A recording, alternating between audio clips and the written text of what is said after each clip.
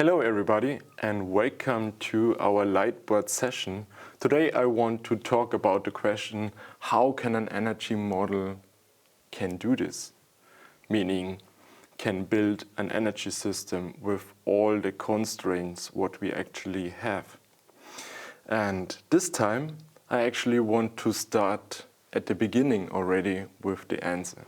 Because the answer is actually pure mathematics in combination with equation and inequality conditions. And now I hope you are not already confused about these words, because actually it's not as complex as you may think. And for this I've taken with an example for you that it's a little bit clearer. In this example we have an energy system, and in this energy system we have a gas power plant. Let's say it's G, and G stands for our gas power plant. In addition to that, we also consider a wind power plant. Let's say it's W, which stands for our wind power plant. And of course, these two energy sources can produce electricity, and that is actually what we are looking for. So therefore we have, for example, S, which stands for electricity.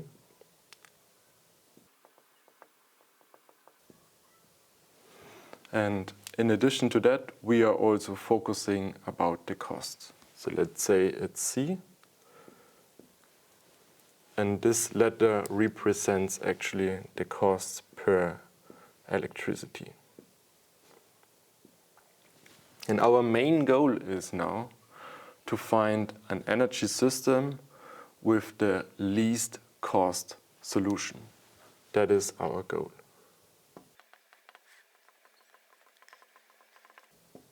So as I already said at the beginning, it's pure mathematics. So first of all, we need an objective function. And this objective function can look something like this. We have a function f, which is related to our electricity generation coming from the gas power plant, and also the electricity generation coming from the wind power plant. And now we also have to focus the costs, which results from the electricity generation.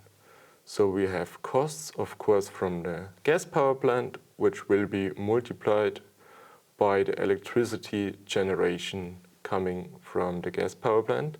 And we also have to do this for the wind power plant as well.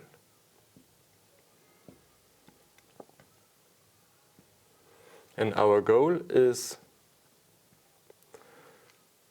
to find the least cost solution.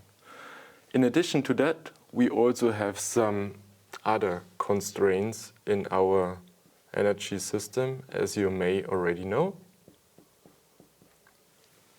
For example, one of the constraints can be that our power plants can only produce positive electricity.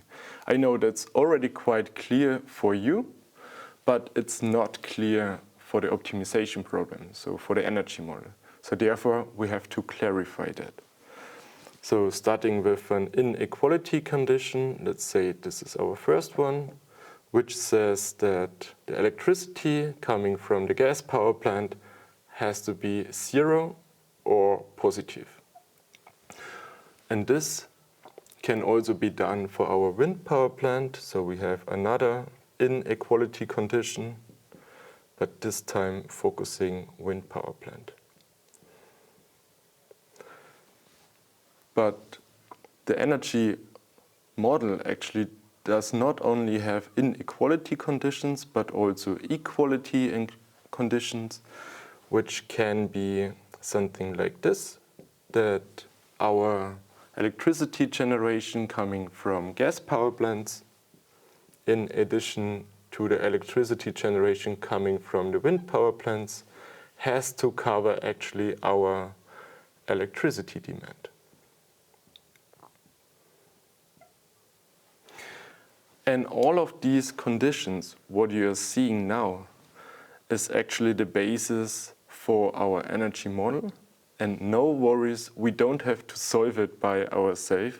Actually, it's done automatically by the energy model. The energy model are taking each condition and will do something like this. So it will create a graph which considers actually all that factors and will try to find the minimum within the graph. So it may start here and will go one step forward or one step backwards and will check if the cost changed or if the costs are now lower than before. And by this, we are going down till we finally reached actually the global minimum within the graph. And that is our least cost solution. And there we go. We have reached the end of this lightboard session, and I hope you have now a better understanding about the pure mathematics what we are seeing here, and have now a better understanding of how an energy model actually works. Thank you.